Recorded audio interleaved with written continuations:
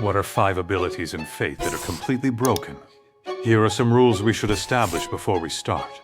First, I will be ignoring mystery. It will complicate things. Second, I won't be including plain reality warping and simply destructive powers. Third, I will be giving a secret bonus ability that is arguably the best at a random time in video, so watch till the end. A Midnight Summer Dream. The name of the book Oberon was from just happens to be what he will show you.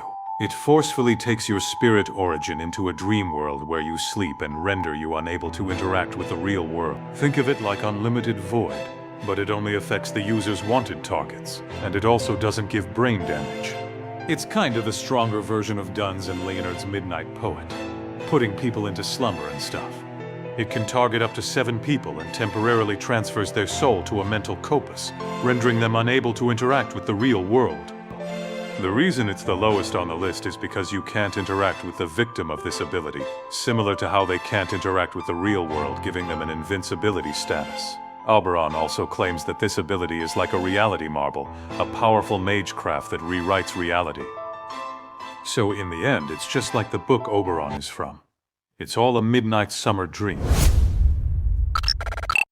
Instant Death, Nitocris and her Mirror of the Underworld. She exists in proper human history, but the mirror is from her Cthulhu mythos counterpart. Using this mirror, she reflects the underworld in which the spirits can come out of it, and inflicts instant death. Remember Hollow from One Piece, imagine that, but instead of stripping you from you, it strips off your life. Not to mention that it's an anti-army Noble Phantasm, as if that was not already enough. Make sure you don't provoke her, because she got a nasty temper. One touch by these spirits and it's a one-way trip to the nether. Editor's notes. She has a chance at inflicting instant death. The chance is determined by the death rate of her opponents. I will put the chance of death for different entities on the screen to give you an idea. The enemy of both sides, Tezcatlipoca, one of the strongest Aztec gods in mythology. Although he has abilities more than my fingers could count, the one that made it here is his authority, the Black Sun. The authority of an omnipotent god, to see the future and manipulate the currents of creation. However, we are going to see only one aspect of this authority. He can make smoke like barrier that fluctuate probability in a way that no attack you throw at him lands. Even sure-hit abilities like Kuchulain, which revert cause and effect to guarantee its attack land, will just miss and never reach their target. This is probability manipulation at its finest. He can also give the smoke to anyone he wants as if he was not a problem by himself.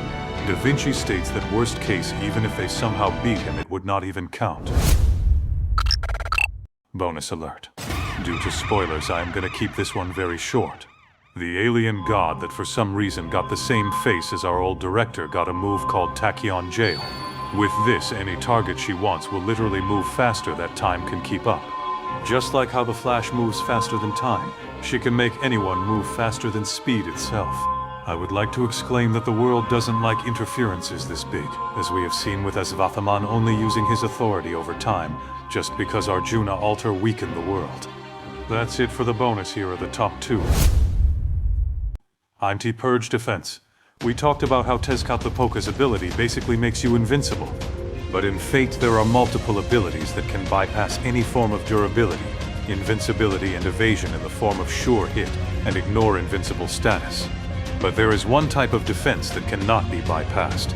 That is exactly what Artoria caster's Noble Phantasm casts, to around 50 to 100 people, albeit temporarily, or at least until she's short on mana. But for that period of time, nothing will harm you. It's the embodiment of defense made flesh, immune to anti-world attacks. Like Gil's Enuma Elish, Bibi's cursed cutting crater, and Nkuku's last son Zabalba. Mind you that these attacks unveil and rip apart textures, but with her around, even your average human won't be harmed by world-ending threats. What is the best way to win a fight? Analyze opponents' moves, come up with counter-attacks, hit vital points? No, it's to just win. Miyamoto Musashi achieved it right before her death. Her life's journey was to surpass her father, who achieved the ultimate 1. She wanted 0. Emptiness is a state Musashi enters when she deploys her Noble Phantasm. In this state she is nigh invincible, and her phantasm is the 0 sword using nothingness offensively. In this state she is in the infinite realm that only a few have reached. It's a transcendent realm achieved through a mastery of technique. Her Zero Sword is so transcendent that reached beyond the realm of time, space, existence, and essence. This victory-granting final attack would have been great if the world didn't nerf such absurd abilities when they get turned into servants. In her final stand against Chaos, the Mothership, the Birth, the main 12 gods of the Greek pantheon, Chaos was trained to enter our universe using a hollow space, a void that's like a window to our world. That is when she achieved it. All her life's journey was to get to this point. She reached the root, using it to cut this god's pathway. She saved everyone. In the end, even Excalibur, the sword of promised victory, got nothing on Miyamoto Musashi.